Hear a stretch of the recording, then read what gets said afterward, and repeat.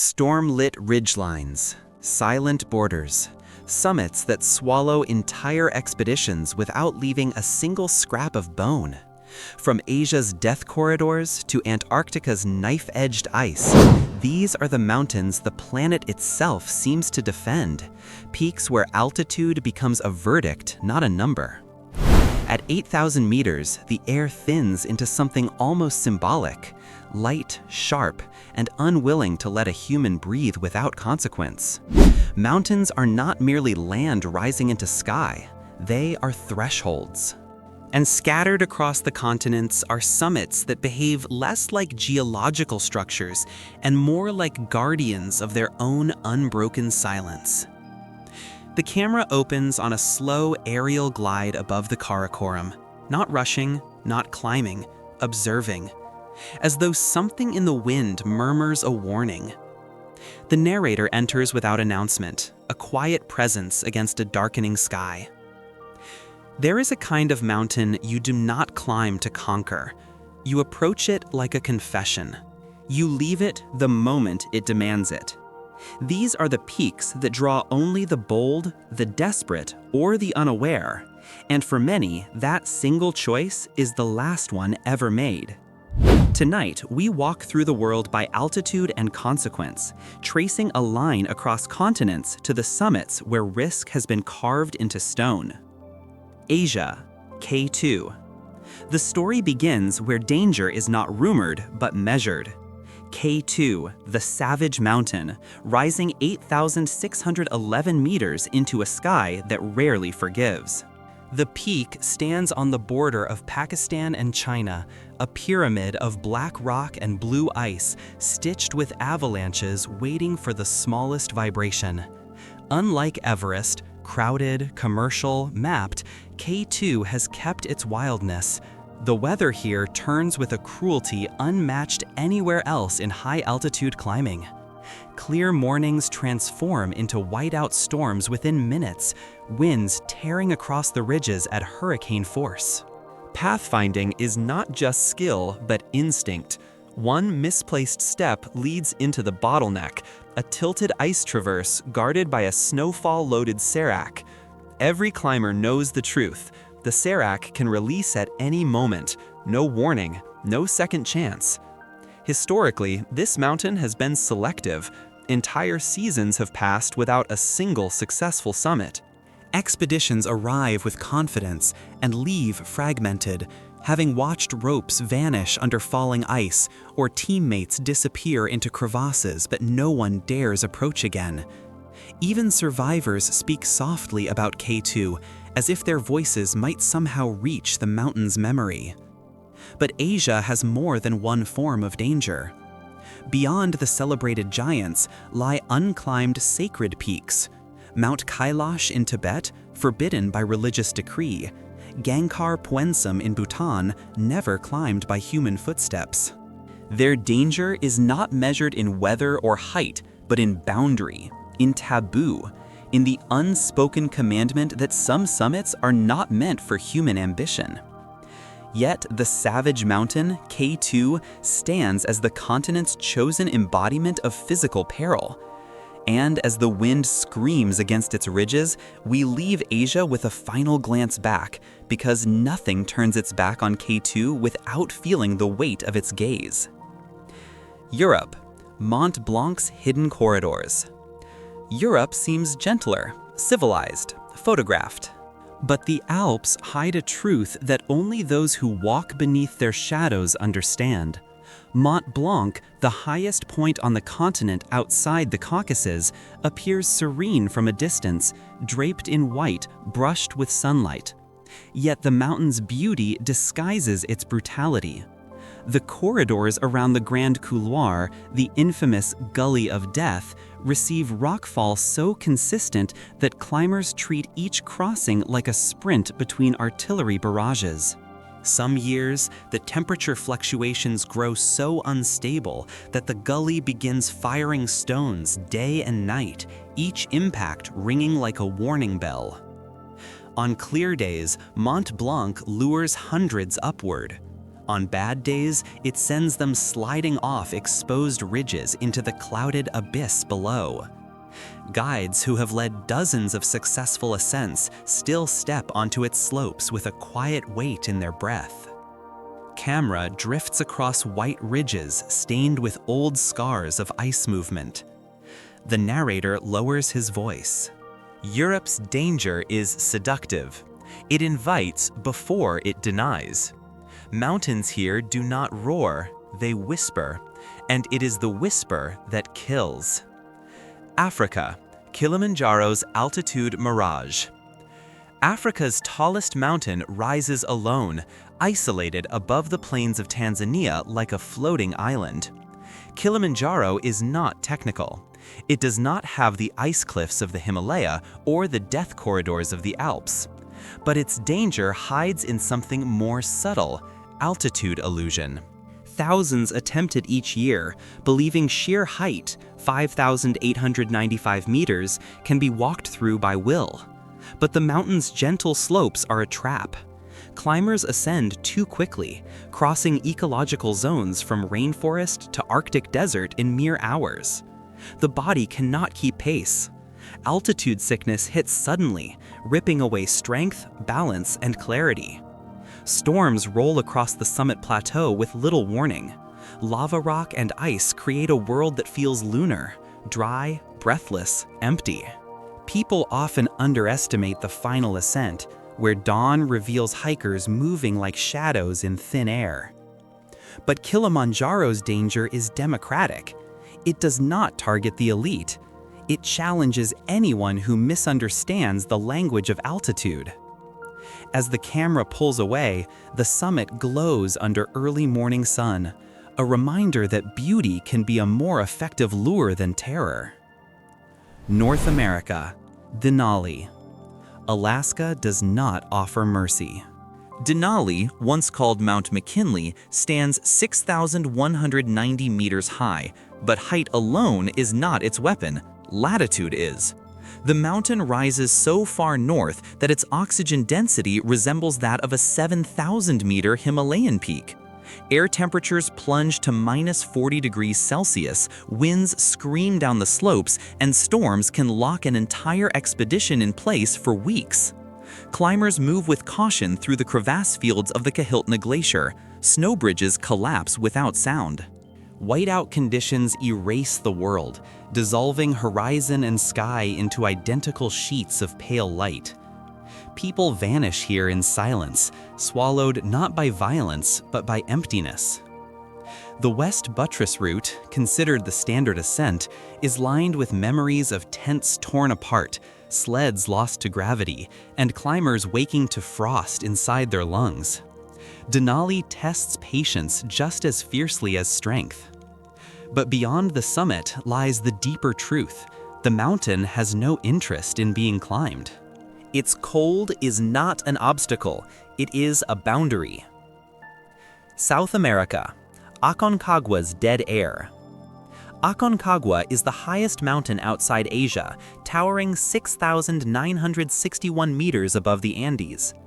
Its danger is subtle, creeping.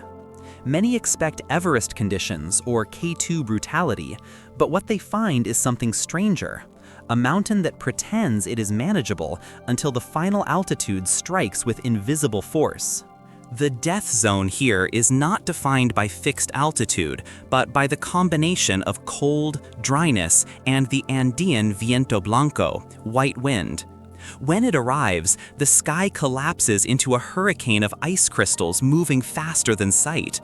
Entire expeditions have been forced into emergency descent, stumbling blind along scree slopes where oxygen falls away like light at dusk. Aconcagua's graveyard of abandoned tents and torn gear sits below the summit ridge, whispering stories into the wind. The mountain does not roar like K2 or Mont Blanc.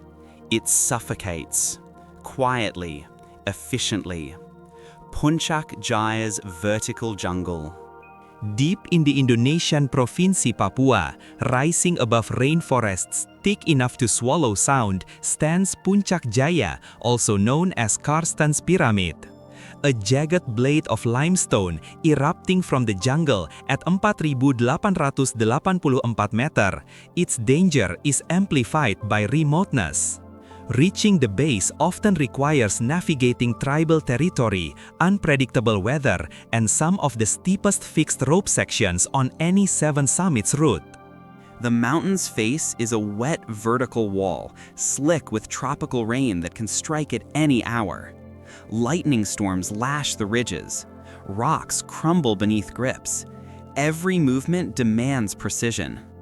Yet jungle humidity transitions instantly into alpine chill as climbers ascend, creating a world defined by extremes.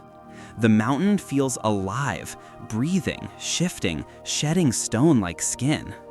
And every year, those who underestimate this peak find themselves stranded against rock that does not negotiate. Antarctica. Mount Vinson. There is quiet, and then there is Antarctica. Mount Vinson rises 4,892 meters into an atmosphere so cold it seems to freeze sound itself. Winds sweep through the Ellsworth Mountains like spectral forces. Temperatures fall to -50 degrees Celsius. Nothing moves, nothing grows, nothing is alive, except the faint heartbeat inside the climber's chest. The danger of Vinson is not technical nor metaphysical. It is isolation. Rescue is not guaranteed. Weather windows close without warning, trapping teams in ice camps where the world feels paused. Antarctica does not devour, it erases. The thread between continents. Across every continent, the mountains differ in shape, height, and history, but a single truth binds them. The farther a person climbs, the more the world fades behind them. Danger is not a singular force. It changes with altitude, culture, latitude, and silence. And the deeper we go into these stories, the more a question rises like thin air. What is the human draw to places that never asked to be reached? As wind sweeps across the screen, the narration slows. The final continent has been crossed, but the journey to understand these mountains has only begun.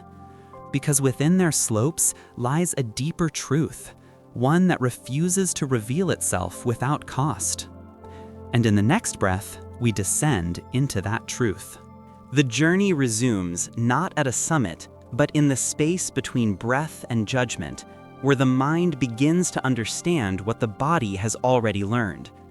Mountains do not merely rise from continents, they rise from consequences. And when the world's deadliest summits spread themselves across the map, they create a pattern that humanity keeps tracing, century after century, despite knowing what waits above the clouds. The camera glides back across the Karakoram, but slower now, as though the air itself remembers the names carved into its snowfields. A quiet suggestion lingers in the narrator's voice. To understand danger, one must return to where ambition meets its sharpest edge. Asia's shadow, the price of the vertical. K2's slopes never stay silent for long. Even when storms pause, the mountain holds a tension that feels like a breath waiting to be released. In the upper sections, old ropes still flicker beneath layers of new snow.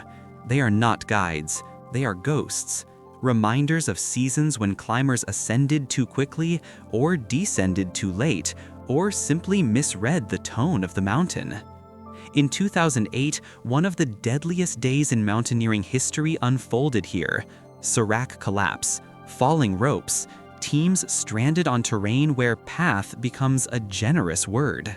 Survivors described the mountain as if it were shifting beneath their feet, rearranging itself like a living fortress. K2 is the kind of summit where a clear morning is suspicious and a windless night feels like a trick. Even the stars seem distant. But danger in Asia is also cultural. Kailash remains untouched not because it is too hard, but because it is too sacred. Pilgrims circle its base each year, completing the 52-kilometer Kora, yet none dare ascend. To climb Kailash, according to tradition, is to break the axis of the world itself. Gangkhar Puensum in Bhutan remains equally silent, not for lack of ambition, but because the kingdom forbade climbing in 1994. The peaks here breathe with the mythologies of an entire nation. These are mountains that protect themselves not with avalanches, but with reverence. Asia's mountains teach two forms of danger, one born from nature, one born from meaning, and both are equally powerful. Europe, beneath the white quiet. As the camera settles once more along the flanks of Mont Blanc, the Alps appear peaceful, soft light, slow clouds, ridgelines brushed with gold. But danger often hides in elegance. It waits, watching, patient. Mont Blanc's Grand Couloir drops stones with mechanical persistence, yet its true threat lies in something subtler: decision-making under fatigue. The mountain lulls climbers into believing they have control. It offers stable paths that turn unstable in minutes. It presents tracks carved by hundreds of boots, only for a single warm day to melt the snow bridges beneath them. And because the Alps are accessible, the mountain sees countless attempts each season. People come believing the mountain has been tamed. But high-altitude danger does not diminish with popularity. It diffuses, spreading its reach wider, drawing in those unfamiliar with its language. Europe shows that civilization cannot soften a mountain's nature. Even the most mapped, photographed, and guided summit can still become a place where a single misstep separates safety and oblivion. Africa, the silent mind of altitude. Kilimanjaro rises again into view, clouds brushing the crater rim like soft breath. But from above, the routes appear like thin scratches on a sleeping giant. This is a mountain where danger grows inside the climber rather than around them. Altitude acts here like a slow, invisible tide. Headaches bloom behind the eyes. Balance sways. Words slur. The summit seems close, but distance becomes deceptive in the thin air. Some collapse a few hundred meters below the top. Others lose consciousness on the descent, their bodies unable to negotiate with the sudden drop in oxygen. What Kilimanjaro teaches is simple. Even approachable mountains speak their warnings, and altitude does not distinguish between the experienced and the unprepared. Its fairness is absolute. North America, the cold that remembers. Denali reappears, carved against a sky washed in Arctic blue. Nothing here is exaggerated. The mountain's latitude amplifies its height until every meter feels multiplied. The cold burrows into equipment, into fabric, into breath itself. On the Kahiltna Glacier, crevasses yawn beneath snowfields that look deceptively solid. Ropes stretch between climbers like lifelines drawn across a blank page. Every footstep must be deliberate. Every pause intentional. Time behaves differently here. A storm that lasts a day feels like 3. A clear hour feels borrowed. Some climbers speak of nights when the wind outside their tents sounded like distant voices. Others recall waking to find the horizon gone, replaced by a white void that did not distinguish sky from earth. Denali does not intimidate through spectacle. It intimidates through presence. Through the quiet certainty that help is far, The cold is patient, and every choice echoes loudly on the ice. South America, where the air refuses. The Andes stretch long and bone-like beneath the camera's gaze, rising into the dry cold that defines Aconcagua. Unlike the Himalaya, the mountain does not hide its shape behind storms. Its flanks are exposed, barren, almost lunar. The danger here is rhythmic. The long approach, the thin air, the relentless scree that slides beneath boots. But the true threat arrives with the Viento Blanco. When it sweeps down, the entire mountain becomes a world of motion. Ice particles whipping horizontally, tents folding, visibility collapsing. Climbers freeze mid-step, waiting for the gust to end, knowing it might take minutes or hours. The path to the summit narrows into a ridge where wind speed defines survival. Those who reach the top often describe a strange, hollow triumph, an awareness that the mountain allowed their presence only temporarily. Aconcagua is not hostile, it is indifferent. And indifference can be more dangerous than malice. Oceania, stone and storm in the jungle sky. Humidity clings to the lens as the camera descends toward the forests surrounding Puncak Jaya. In Papu's dense canopy, the mountain's summit looks unreal, gray limestone rising like the broken edge of a colossal blade. Few understand how brutal this climb can be. The jungle alone feels endless, buzzing with rainfall, thunder, and heat that weighs on the lungs. But once climbers reach the rock, the danger changes shape. The limestone walls are slick, sharp, and vertical. Rainfall turns holds into traps. Lightning storms crawl across the sky with alarming speed, striking ridges without warning. Every meter upward is a negotiation, a test of grip, patience, and judgment.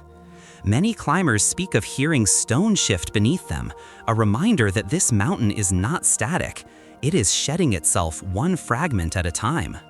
Yet some insist that Puncak Jaya's greatest danger is psychological, the remoteness, the isolation, the knowledge that evacuation, if needed, is uncertain. It is a mountain that demands commitment long before you ever see the summit. Antarctica, where silence reigns. The final image rises slowly, the ice fields surrounding Mount Vinson shimmering under pale light. Nothing moves here except the wind. Nothing grows, no animals, no vegetation, just pure, unbroken cold. The Ellsworth Mountains feel like a frontier untouched by time. Climbers speak of nights when the temperature outside their tents dropped so low that even breath seemed to crystallize midair. Days where the sun circled without setting, casting shadows that never fully disappeared. Vinson's danger lies in its void. The isolation is complete. A storm can trap climbers for a week with no guarantee of resupply. The cold steals dexterity, thought, and perception. Even the strongest feel small here. Antarctica teaches the purest lesson of all. The planet still holds places where human presence feels accidental. The summit of understanding. As the film draws inward, crossing continents in reverse, Antarctica to the Andes to Alaska, Alaska to Africa, Africa to Europe, and finally back to Asia, a pattern emerges. Each mountain carries its own threat, but the true danger lies not in ice, altitude, or weather. It lies in the human impulse to step toward the unknown, even when the unknown bares its teeth. Dangerous mountains do not repel humanity, they shape it. They carve our stories the way glaciers carve valleys. They remind us that survival is not guaranteed, that ambition must be tempered with humility, and that some summits become mirrors, reflecting not the sky, but who we are when the world falls away below us. The wind hushes, the sky dims. Across 6 continents and 7 extremes, the truth stands unchanged. Some are climbed, some are respected. Some are mourned, and some simply wait. The final image rises, K2 at twilight, its summit barely visible through drifting cloud, as though the mountain hides its face deliberately. And the narrator delivers the closing line, quiet and absolute. The world's most dangerous peaks are not trying to be reached, and that is why they hold the power to change those who dare to try.